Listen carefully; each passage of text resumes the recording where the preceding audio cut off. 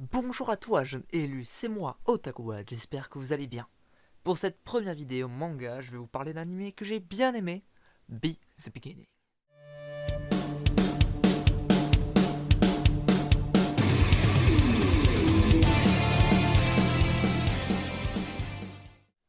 L'anime Be the Beginning a été réalisé par Katsuto Nakazawa et Yoshiki Yamakawa, désolé pour la prononciation. L'animation a été faite par la production IG qui a fait Shingeki no Kyojin, Psycho Pass et Susei no Gargantia. Il est sorti début 2018 et il est composé de 12 épisodes de 25 minutes. Les réalisateurs ont aussi travaillé sur des animés tels que Digimon Adventure et Ghost in the Shell Stand Alone Complex par exemple. Be the Beginning a été édité par Netflix. Passons à l'histoire.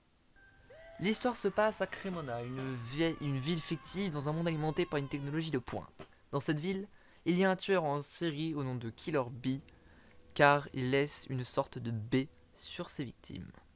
En raison de ce tueur en série, un ancien inspecteur de la police royale, Kate Kazama Flick, surnommé ici Geni, revient après 10 ans d'absence pour coincer le tueur en série. Mais le véritable personnage principal est Koku, un jeune adolescent assez spécial. Il travaille dans un magasin de violon qu'il aime tant. Mais sous son apparence calme et qui est observateur, se cache le roi aux ailes noires. Sous cette forme, entre guillemets, du roi des ailes noires, son œil gauche devient vert, bleu, et sa peau devient toute noire. Il possède aussi 2 ailes sur son dos, mais le plus important c'est que son bras gauche se transforme en épée en acier, bleu, comme ça. D'un coup, bam, P. Bref. Dès le premier épisode, on a déjà des scènes sanglantes et des scènes de combat. On voit déjà du chaos dans la ville, avec des blindés, la police qui se fait tirer dessus, et un combat sur le toit d'un train. D'un train dès le début. Pardon. Mais il n'y a pas que du sang et du combat.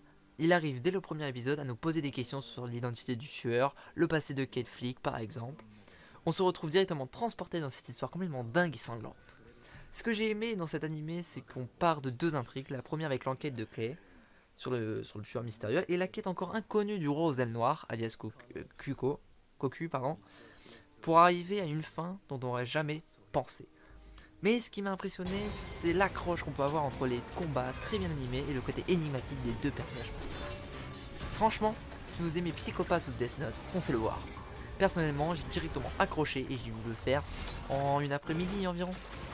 Voilà, ce sera tout pour cette première vidéo de découverte. J'espère que ça vous a plu.